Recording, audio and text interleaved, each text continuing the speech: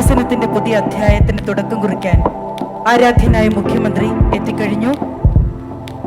മുഖ്യമന്ത്രി ആദ്യം നിർവഹിക്കുന്നത് ശിലാഫലകത്തിന്റെ അനാച്ഛാദന കർമ്മമാണ്.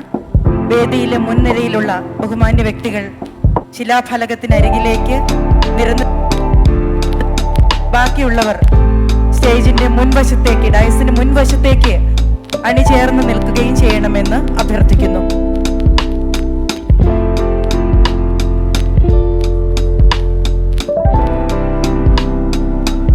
ആദ്യം നിർവഹിക്കുന്നത്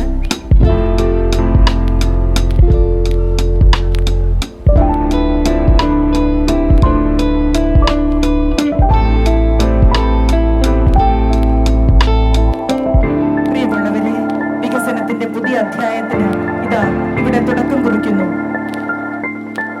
ആരാധ്യനായ മുഖ്യമന്ത്രി പിണറായി വിജയൻ അവർ ശിലാഫലകത്തിന് അനാച്ഛാദന കർമ്മം നിർവഹിച്ചു.